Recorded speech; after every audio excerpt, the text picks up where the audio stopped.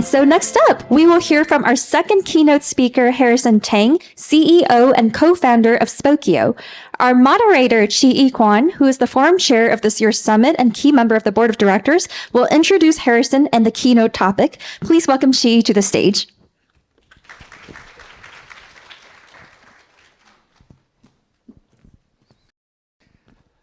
It's good.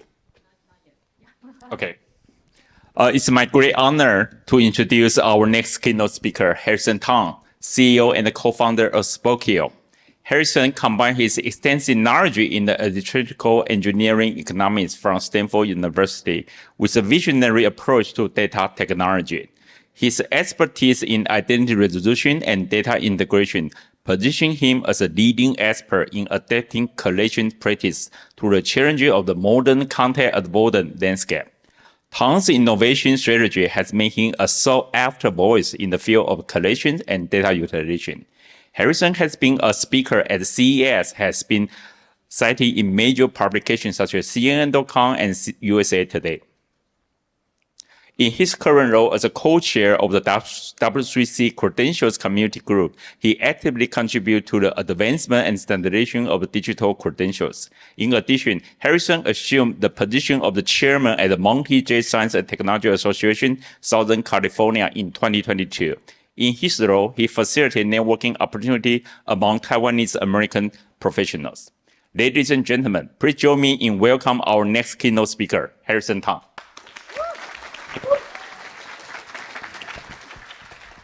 Well, thank you. Thank you, Chi. And thanks, Sue, for leading a great exercise so you guys won't fall asleep in my talk.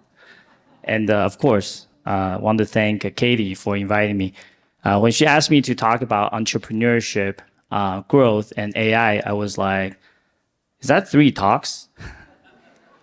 But then I realized her genius and the commonality between these 3 concepts.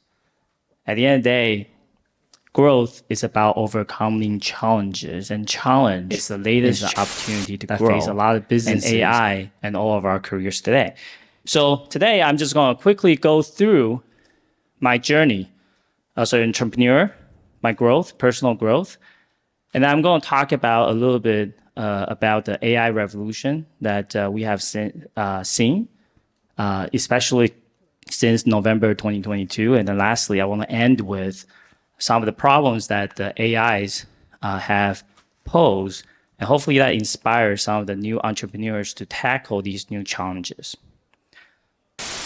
So first of all, just a quick summary about me. So I'm the CEO and co-founder of Spokeo. We are one of the biggest people intelligence, people search engine. We organize about 100 billion records into about 600 million person entities to help about 15 million users a month to search, connect, verify, and know who they're dealing with.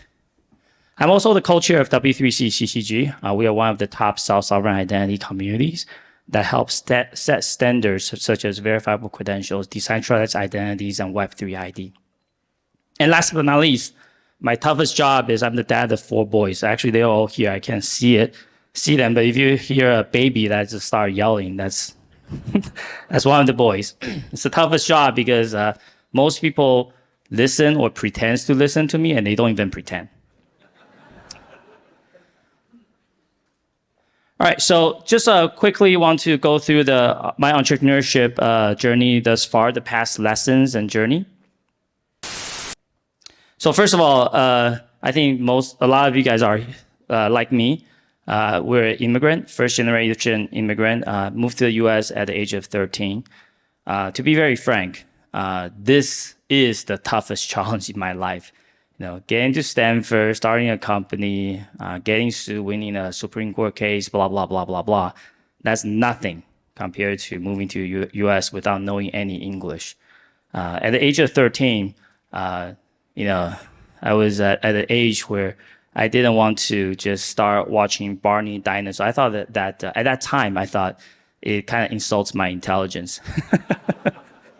So I chose to copy dictionaries and study Jane Austen. And I think some of you guys will ask, why Jane Austen?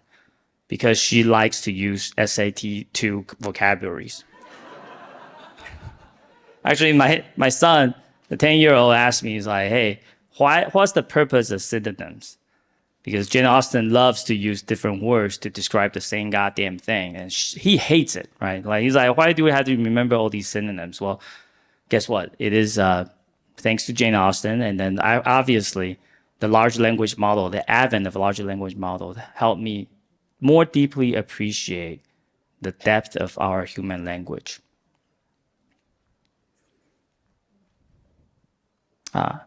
Now, got into Stanford, studied quite a bit, and then I majored in economics and electrical engineering, and also got a master in electrical engineering. I was originally an economics major, doing like game theory, Nash equilibriums, and things like that. I saw something called hologram, so I thought, hey, this is quite interesting. But to be very frank, the biggest lesson I learned from Stanford is actually not Fourier optics or Nash equilibriums and all that stuff. The biggest lesson is a professor asked me about the speed of electron in the material. I forgot now what that material is. I was trying to find the answer from books, internet. I couldn't find it. And the professor just would not give me the answer. He would only give me hints. He would guide me to arrive at the answer, but he would not give me the answer. So one of the things I've learned is the importance of how you solve problems. It's not what you know. To be very frank, I was just recently talking to our director of talent acquisition. We need to change up our recruiting questions, because what you know, you can just ask ChatGPT. And human brain is not going to outlast machines in terms of storage, right? So obviously, in terms of knowledge, that's not what's important. It's how you solve problems. And that's my biggest lesson at Stanford. And then one of my optics professors told me that his biggest life lesson is to not fight against silicon. So at first I was like, why don't you tell me earlier? And then I realized, damn it, I either have to stay at Stanford or academia for a long, long time, or I can do something else. And I decided to do something else. So I started Spokeo with my college roommates as a social network aggregator back in 2006. So why my roommates? Well, because only they want to join, right? So why? You're like, hey, who are your investors? My parents. Why my parents? Because no one wants to fund it. So it's quite simple. Just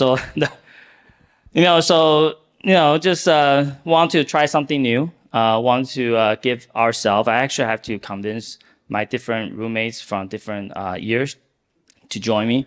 And then I just told them, hey, can we just give ourselves like 3 to 4 years? So one of the things that I've learned is that a lot of people ask, like, how do you know something is working and how do you know something is not working? The answer is time, the dimension of time. Obviously, persistence and stubbornness is only very fine line. There's a fine line difference between them. And that answer is time. And generally speaking, from experience, empirically, that time dimension is about 4 years, 3 to 4 years. And I guess that's why like colleges are usually 4 years, right? So started that and tried to, at first, got to newspapers and things like that. Obviously, that's kind of cool. I thought we made it. But then traffic is just the first step, right? After you get traffic, how do you actually keep the lights on? How do you monetize that traffic? That's pretty tough. So, I remember we almost ran out of funding. I had to go back to my dad. I was like, oh, sorry. I'm a bad son. Lose all your money. And he said, it's okay, son, because when I gave it to you, I already written it off. So that's how much confidence he has in me. But the most important thing is, the second thing he said, son, success is actually not about whether you got to Stanford, Ivy League, or how high your IQ is. It's just how long can you outlast the competition, whether you can get to the finish line. And we actually did. We took about 3-4 pivots before finding the product market fit. Now, technology always changes. So people always want to do something perfect that lasts forever. But the truth is, every tech, about 8 to 10 years, it changes. So I'll give a quick example here. We started with a server in the bathroom, right? Why is it in the bathroom? Because it's goddamn loud, so it's just locked it in the bathroom. And then you move it to the co-location centers, right? So it's kind of like a rent. You rent an apartment, you rent a room for your servers, and obviously you have to move to the cloud. And when you move to the cloud, guess what happened? We have to throw millions and millions of servers away. And that's just how the tech works. Same thing with, we started out as a Ruby on Rails 0.7. Like, people don't use Ruby on Rails now, right? So things always change, and you have to change with it. So, I think most of you guys probably know who these three people are. Obviously, most of you don't know who the first person is. That's me. But guess what is the commonality? What is the commonality? Oh, we came back, guys, in the room. So it's not that we're all handsome. That's not it. It's not like we're rich, because I'm not rich. But rather, we all got fired. So one guy took about 12 years to come back. One guy took 2 weeks. I took like 24 hours. So this kind of thing happens. But the jokes aside, the biggest thing is, how do you actually rebuild the trust when that happens? And one of the things I've learned is that trust is defined as dependence on each other to achieve a win-win situation. And that's a reverse game theory definition. And if you actually look at game theory is a theory that models social interactions.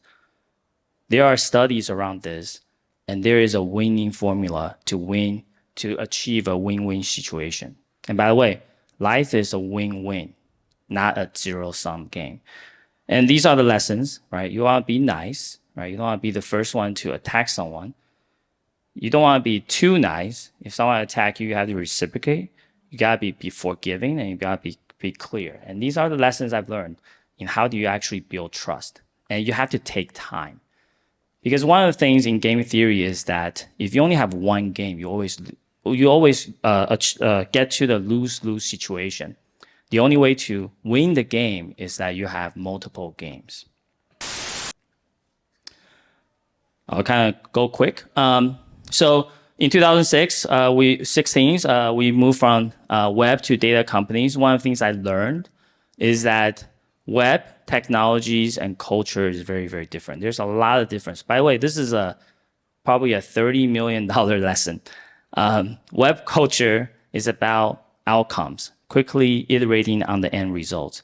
And data is the opposite, because at the end of the day, garbage in and garbage out. And you have to respect different technology and different perspectives. Because at the end of the day, there's no perfect tech. There's only the right solution for the right job in the right context. And lastly, self-sovereign identity became the culture in W3CCCG. It's about leveraging asymmetric cryptography, public key cryptography, to achieve what's called transitive trust, to actually achieve the self-sovereignty of people's digital identities. Got to learn all these things from scratch. So it's about constant learning, constant failures, and constant lessons. Now, I want to talk a little bit about the AI revolution. This is definitely a once-in-a-decade change, like the internet and the mobile phone. So obviously, every 3 years, we hear a hype, right? There was a hype about bot back in 2015, 2016. There's a huge hype about cryptos around 2021, but this is the real one. So there's multiple kinds of machine learning. And by the way, I don't like to use the word AI, because AI is a very, very nebulous term. So machine learning, right? There's multiple types. Supervised, unsupervised reinforcement, right? Two of them is more about frequentist statistics approach. One of them is about stateful, more like Bayesian approach. Most of the models that we see today is actually supervised. And supervised learning is about when you have label outputs. So essentially, you can think of it as asking the machines to map known inputs to outputs. And once you have those mappings, and by the way, in math, that's called functions. One of the problems I have with how we learn math is that people thought functions is y equal ax plus b, but that's just one kind of functions. Functions is actually about mappings. So supervised learning is about finding those functions, finding those mappings, so that when you have new inputs coming in, you can spit out new outputs. It's actually have been used for a long time, such as the recommendation engines, newsfeed, image and facial recognitions, fraud detection, credit score, your home price, right? It's called automated evaluation models and so on and so on. It actually has been used for a long, long time. But the difference is not just the advent of large data that makes the model accuracy a lot more accurate, almost magical, but even more importantly, it's about the number of features and dimensionalities. And one of the best examples of such is large language models, right? Because AI has been around for a long time, but why do people start talking about it now? It's obviously the advent of ChatGPT that launched in November 2022 that for the very first time has passed the Turing test. So what is a Turing test? Turing test is a blindfolded test proposed by Alan Turing back in 1950s, where if you cannot discern the output between a human output and the machine output, you can say that machine has passed the Turing test. And I think large language models has successfully done that. Turing test historically is what people define as intelligence. And for the very first time, we have to redefine what intelligence is because large language models has passed that. And the magic of the large language models is actually the fact that you can encode, these slides, you can actually encode words into vectors or what's called embeddings. And these embeddings, these numbers, you can actually operate mathematical operations on it. So for example, if you have an embedding for queen, if you do it correctly, if you have an embedding for queen or for woman, then you can do queen minus woman plus man equal king. That you will get the embedding for king, and then you can push it back to king. So the coolest thing about this is actually the high dimensionalities of our human language. One of the things I never really truly appreciate is the difficulties of our language, right? The difficulty and the depth of our human language, how it actually is the artifact of our human intelligence. And this actually is the moment that teaches me about a new appreciation for our human language. So once you do that, that's the embeddings. And then you have to capture context, right? Because, for example, you can say, hey, the bank is at the river bank. Well, that bank means different things, right? If you say the bank is at the river bank, it is full of money. Obviously, that it represents the first bank, right? The financial institutions. So you have to do all these what's called attention mechanisms to capture the context. We're talking about thousands and tens of thousands, right, of numbers to represent a word. And when you actually start trying to capture all these contexts, we're talking about billions and billions of parameters, billions and billions of features, variables, attributes to describe the human language. And you do all of these, you do human feedbacks, right? At the end of the day, you still want to tune the model to human feedback and human objectives. Then you get this magical thing, the large language models. And the coolest thing about these large language models is that it can act as a foundational model for different things. It's one model that can do many different things. So previously, when we build a model, when we want to solve a sentiment analysis, we want to build a model for it. When we want to do what's called name entity recognition, so you have text, you want to recognize Taipei, you have to build a model for it. Now you can have one model that solves all these different things. And then obviously, there's more than just large language models for generative AI. There's different modalities, whether it's the image, audio, code. I mean, most recently, OpenAI's Sora. I mean, that looks quite amazing, right? So there's a lot of things coming. So this is what we have been witnessing in the last 2 years. it is a true revolution. It does remind me of the mobile revolution back in 2009 and the internet back in early 2000s. So what are the new challenges, opportunities that's posed by this new revolution? So I'm going to share with three challenges, and opportunities that some of you smart guys there can help solve. One of them is fraud. So misinformation, disinformation, and malinformation obviously becoming more and more serious. And guess what? Generative AI makes that even easier to do, right? It just takes one or a couple clicks to create a disinformation. So how do you solve this problem? Well, so first of all, you can use AI to detect AI. So that's detection, but that's not enough. That's not enough. In fact, most of the detection models is not as good as the generated ones. So there's other ways to do it, right? So such as using digital signatures, leveraging cryptography, right? To create a watermark, to create a signature that ensures no forgery and tampering of the content, right? Provenance is about tracking and knowing the 6 W's, who, what, where, when, how, and why of the content. Governance, what is trust, who to trust, what technology to trust, and last but not least, education. Every technology has their strengths and weaknesses. The reason why people fear it is because they don't know how it works. So once we do a better job at educating users about its strengths, weaknesses, I think we can help people alleviate those kind of fears. The next one is divisions. This one is dear to my heart because I started Spokeo in the Web 2 era, right, where social network is all the rage. The recommendation engines have seriously divided our society into our echo chambers. People only see what they want to see. Okay. One of the things we have to realize is that recommendation engines and personalization systems is a kind of information filtering system. Note, it's filtering, right?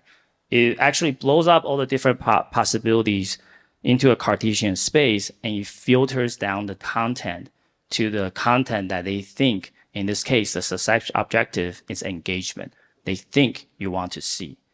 So guess what? If you're a Republican, you'll see more Republican things. If you're a Democrat, you'll see more Democrat things. So people live in their echo chambers. They believe in different realities. In physics, there's only one reality. That reality is fundamentally multidimensional. And all of us can only see a perspective, a facet. So how do we do a better job? Because there's only one reality and one truth. How do we actually do a better job to align people, right? To agree and see other people's perspectives? That's a very, very tough problem. And these are a couple solutions that I propose that can actually help solve it. And last but not least, centralization. Data feedback loop reinforces itself. The reason why Google is so dominant is not because their search technology and indexing is leaks beyond the competition. Now we know why, because the Google SEO leak.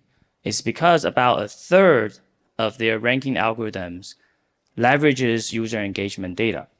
So when you have more users using your search engines, well, guess what? Your search engines will do better. So all of us are helping them refine that algorithm. So the data marketplace and data ecosystem is inherently self-reinforcing and creates monopolies.